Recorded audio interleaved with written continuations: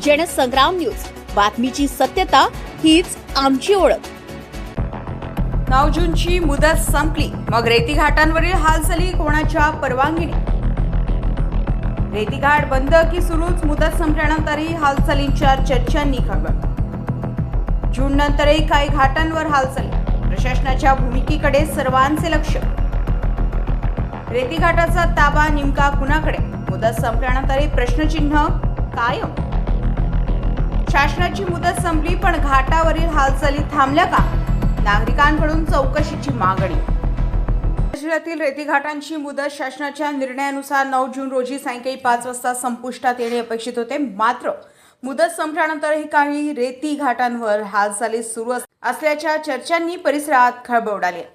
सूत्रांकडून मिळालेल्या माहितीनुसार हिंगणघाट उपविभागातील काही रेती घाटांचा ताबा संबंधित यंत्रणांकडे अद्याप अधिकृतरित्या परत करण्यात आला नसल्याची चर्चा आहे. त्यामुळे प्रशासन आणि घाट संचालक यांच्यातील प्रक्रियेबाबत अनेक प्रश्न उपस्थित होत आहेत. मुदत संपली, मग यंत्रणा कुठे आहे? दारोडा, सोनेगाव, धिवरी, पिपरी, कुराण, डोरला आणि सावंगी रीड परिसरातील काही घाटांवर मुदत संपल्यानंतरही रेती उपसा किंवा वाहतुकीच्या हालचाली सुरू असल्याचे स्थानिकांमध्ये बोललं जात आहे. या चर्चांमध्ये कितपत तथ्य आहे याची अधिकृत माहिती अद्याप समोर आली नसली तरी नागरिकांकडून चौकशीची मागणी होत आहे. परिसरातील नागरिकांचं म्हणणं आहे की शासनाने स्पष्ट मुदत दिलेली असताना प्रत्यक्षात काय परिस्थिती आहे याबाबत प्रशासनाने खुलासा करणं आवश्यक आहे.